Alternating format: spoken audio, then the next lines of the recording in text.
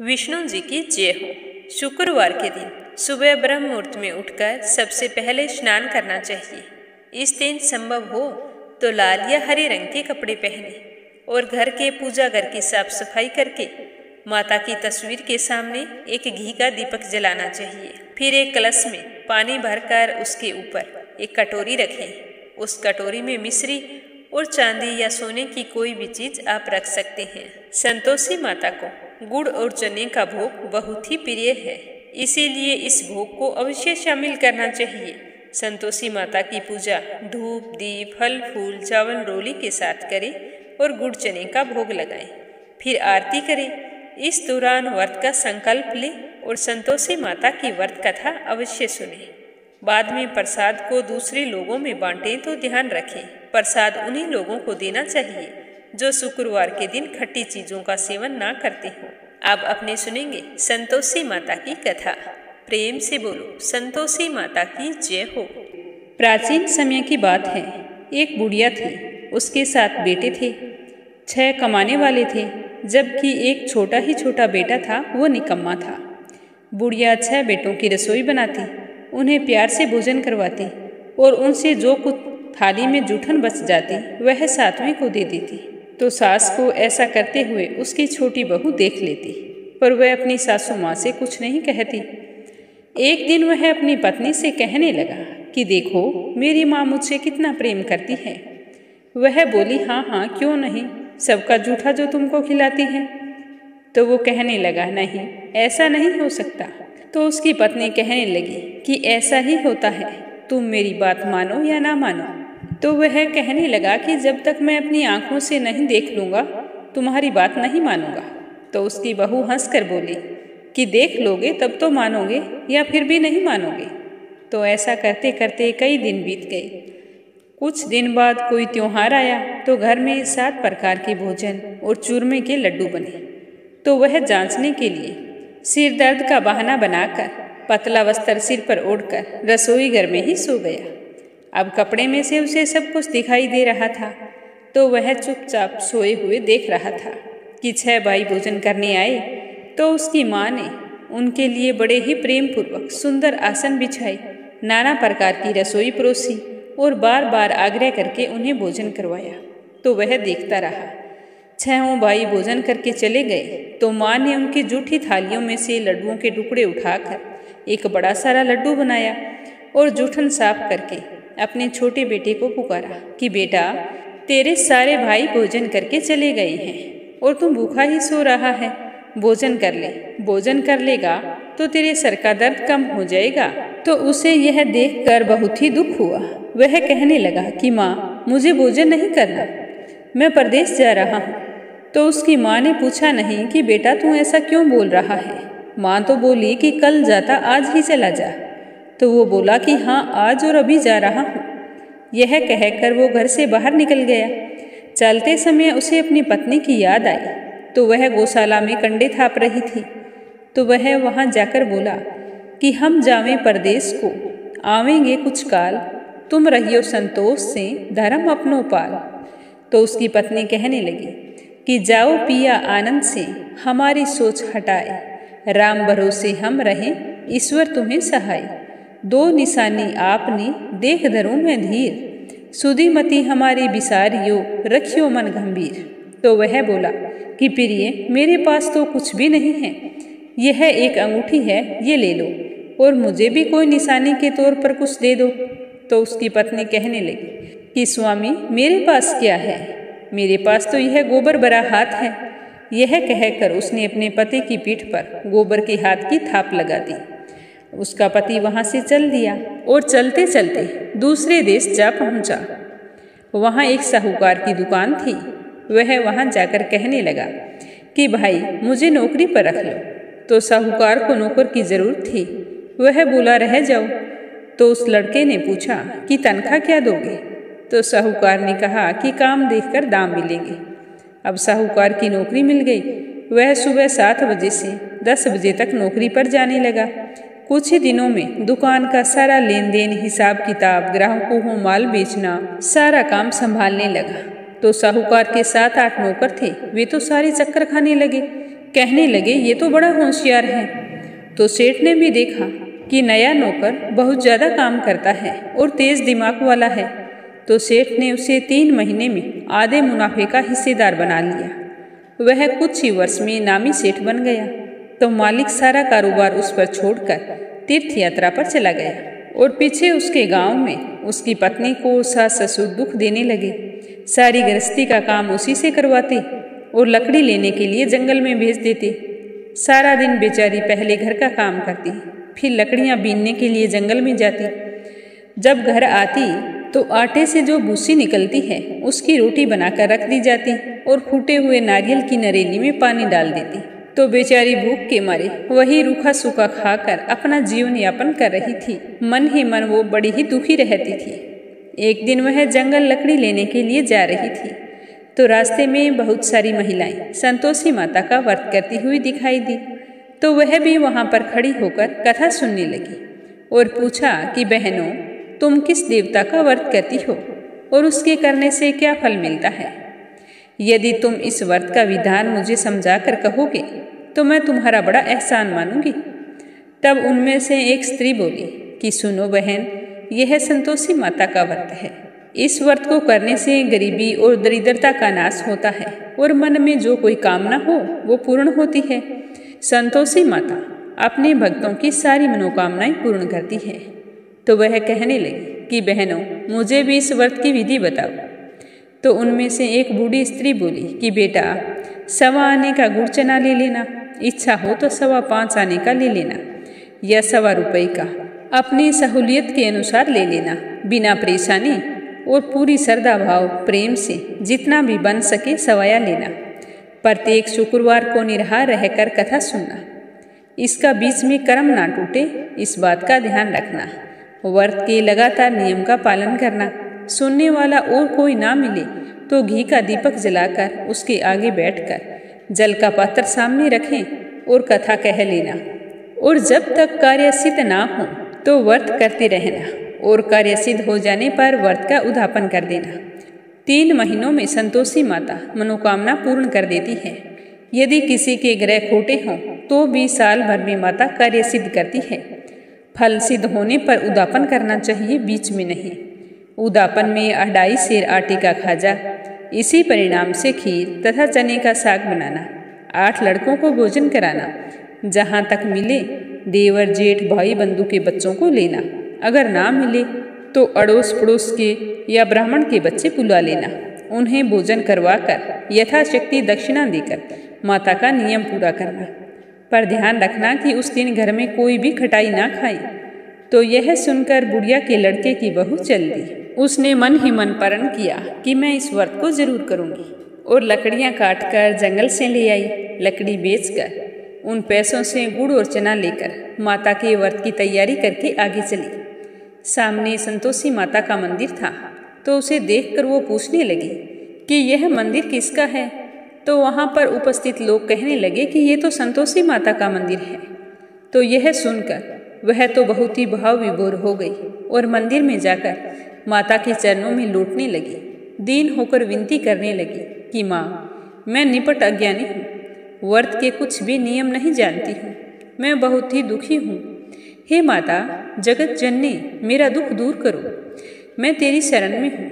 तो माता को दया आ गई। एक शुक्रवार बीता था कि दूसरे शुक्रवार को उसके पति का पत्र आ गया और तीसरे शुक्रवार को उसका भेजा हुआ रुपया आ गया। तो यह देखकर जेठ जेठानी मुंह बनाने लगी। जेठ के बच्चे कहने लगे कि काकी के पास अब पत्थर आने लगे हैं, रुपया आने लगा है, अब तो काकी की खातिर बढ़ेगी।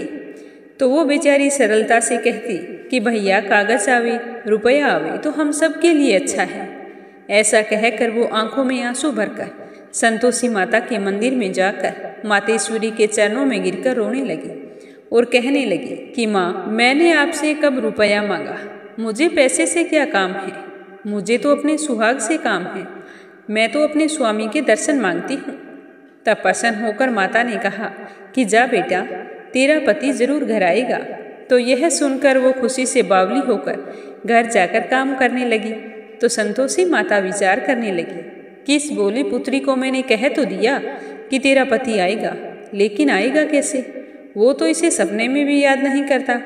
उसे याद दिलाने के लिए मुझे जाना पड़ेगा। तो इस तरह का विचार करके माता बुढ़िया के बेटे के पास सपने में प्रकट होकर कहने लगी कि साहूकार के बेटे जाग रहा है या सो रहा है। तो वो कहने लगा, नहीं माता, सो भी नहीं रहा हूँ और जाग भी नहीं रहा हूँ, कहो क्या आज्ञा है। तो माँ कहने लगी कि बेटा तेरे घर बार कुछ नहीं है। तो वो कहने लगा, नहीं माँ, मेरे पास सब कुछ है, माँ बाप है, बहू है, किस चीज़ की कमी है। तो माँ कहने लगी कि भोले पुत्र, तेरी पत्नी घर पर बहुत ही कष्ट उठा रही है, तेरे माँ बाप उसे परेशान कर रहे हैं, वो तेरे लिए तरस रही है, तो उसकी सुधि ले। तो वह बोला, हाँ माता जी, मुझे मालूम है, परंतु जाऊँ कैसे? परदेश की बात है, लेन देन का कोई हिसाब नहीं है, जाने का कोई रास्ता नज़र नहीं आता, मैं कैसे चला जाऊँ। तो माँ कहने लगी कि बेटा मेरी बात मान, सवेरे नहा धोकर संतोषी माता का नाम ले, घी का दीपक जलाकर दंडवत कर दुकान पर जा बैठना। देखते ही देखते लेन देन हो जाएगा, सारा माल बिक जाएगा और सांझ होते होते धन का भारी ढेर लग जाएगा। तो यह सुनकर बूढ़ी माई की बात मानकर वह सुबह जल्दी उठा, नहा धोकर संतोषी माता को दंडवत घी का दीपक जला दुकान पर जा बैठा। थोड़ी ही देर में क्या देखता है कि रुपया देने वाले जल्दी जल्दी रुपया देने लगे, हिसाब लेने वाले हिसाब लेने लगे और गोदामों में भरे माल का नगद दाम देकर सौदा करने लगे। शाम होते होते धन का भारी ढेर लग गया।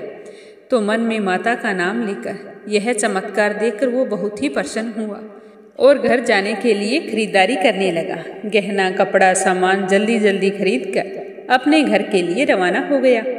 उसी दिन उसकी पत्नी जंगल में लकड़ी लेने के लिए जाती है, तो लौटते वक्त वो माताजी के मंदिर में विश्राम करती है।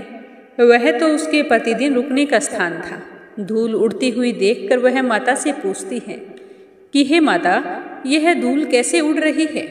तो माँ कहती है कि हे पुत्री, तेरा पति घर आ रहा है, अब तू ऐसा कर, लकड़ियों के 3 बोझे बना ले, एक नदी के किनारे रख, दूसरा मेरे मंदिर पर व तीसरा अपने सर पर रख ले।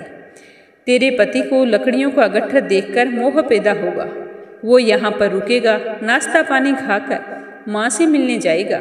तब तुम लकड़ियों का बोझा उठाकर जाना और चौक में गट्ठर डालकर जोर से आवाज़ लगाना कि लो सासू जी, लकड़ियों का गट्ठर लो, भूसी की रोटी दो, नारियल के खेपड़े में पानी दो, आज आपके घर पर मेहमान कौन आया है। तो माताजी की बात सुनकर वो बहुत ही खुश हुई और उनका कहा मानकर प्रसन्न मन से लकड़ियों के 3 गट्ठर बनाए, एक नदी किनारे रख दिया और एक माताजी के मंदिर पर रख दिया। तभी वहाँ पर एक मुसाफिर आ पहुँचा। सूखी लकड़ी देखकर उनके मन में इच्छा हुई कि यहीं पर विश्राम करूं, भोजन बनाकर खा पीकर फिर गांव जाऊंगा। तो इसी तरह वो वहाँ पर रुक गया। भोजन बनाकर विश्राम करके शाम को घर गया, सबसे प्रेम से मिला और घर के आंगन में बैठा था। उसी समय एक औरत सिर पर लकड़ी का गट्ठर लिए उतावली सी आती है और लकड़ी का भारी बोझा आंगन में डालकर जोर से 3 आवाज़ लगाती है कि लो सासू जी, लकड़ियों का गट्ठर लो, भूसी की रोटी दो, नारियल की नरेली में पानी दो, आज मेहमान कौन आया है। तो यह सुनकर उसकी सास बाहर आकर अपने दिए हुए कष्टों को भुलाने के लिए कहती है कि बहू, तू ऐसा क्यों बोल रही है, तेरा पति ही तो आया है, आ बैठ, मीठा बात खा, भोजन कर, कपड़े गहने पहन, ये कैसी पागलों जैसी बातें कर रही है। तो उसकी आवाज़ सुनकर उसका पति बाहर आ जाता है। उस औरत के हाथ में अंगूठी देखकर वो व्याकुल हो जाता है। अपनी माँ से कहता है कि माँ, ये कौन है। तो माँ कहती है कि बेटा, ये तेरी बहू है, जब से तू गया है सारे गांव में भटकती फिरती है, घर का काम काज कुछ करती नहीं है, 4 पहर आकर खा जाती है। तो इस तरह की झूठी बातें सुनकर उसे बहुत ही दुख हुआ और कहने लगा कि माँ, मैंने इसे भी देखा है और तुम्हें भी देखा है, मुझे दूसरे घर की चाबी दे दो, मैं उसी में रहूँगा। तो उसकी माँ कहने लगी कि जैसी तेरी मर्जी। अब वह चाबी लेकर दूसरे मकान की 3री मंजिल का कमरा खोलकर सारा सामान वहाँ पर रख लिया। तो एक ही दिन में राजा के महल जैसा ठाट बाट हो गया। अब क्या था, बहू सुख भोगने लगी। इतने में शुक्रवार का दिन आया तो वह अपने पति से कहने लगी कि स्वामी मुझे संतोषी माता के व्रत का उद्यापन करना है। तो उसका पति कहने लगा कि पूछने वाली कौन सी बात है, तुम खुशी से करो। तो वह उद्यापन की तैयारी करने लगी। जेठानी के लड़कों को भोजन के लिए कहने गई तो उन्होंने कहा कि ठीक है, आ जाएंगे। तो वो बेचारी भूली भाली घर आ गई, परंतु पीछे से जेठानी ने अपने बच्चों को सिखा दिया कि देखो, तुम्हारी काकी ने व्रत रखा है, उसमें खट्टा नहीं खाया जाता।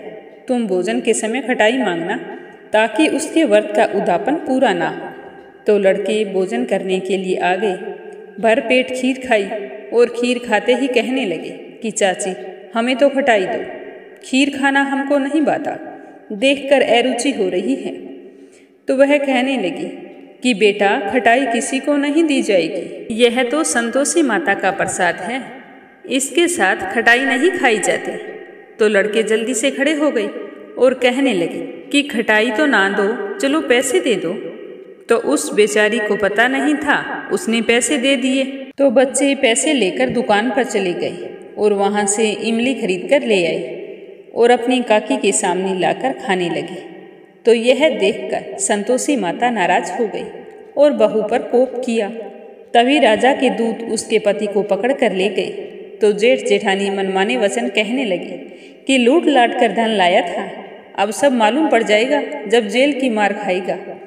तो बहू से ये वचन सहन नहीं हुए और वो रोती हुई माताजी के मंदिर गई और कहने लगी कि हे माता, ये क्या किया, हंसा कर रुला दिया। तो माता कहने लगी कि बेटी, तूने उद्यापन करके मेरा व्रत भंग किया है। तो वह कहने लगी कि माँ, मैंने कोई अपराध नहीं किया, मैंने तो भूल से बच्चों को पैसे दे दिए थे, मुझे क्या पता था कि वो इमली लाकर खा लेंगे।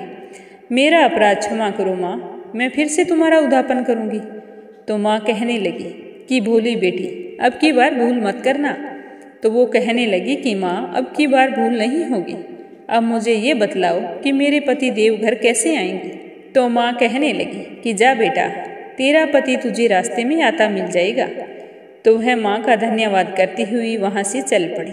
तो रास्ते में उसका पति आता हुआ दिखाई दिया। तो वह पास जाकर पूछने लगी कि स्वामी, आप कहाँ गए थे। तो वो कहने लगा कि इतना धन जो कमाया है उसी का टैक्स राजा ने मांगा था, वही भरने के लिए गया था। तो वह प्रसन्न होकर बोली कि भला हुआ, चलो अब घर चलो, मुझे तो बहुत ही चिंता हो रही थी। तो कुछ दिनों बाद में फिर शुक्रवार का दिन आया।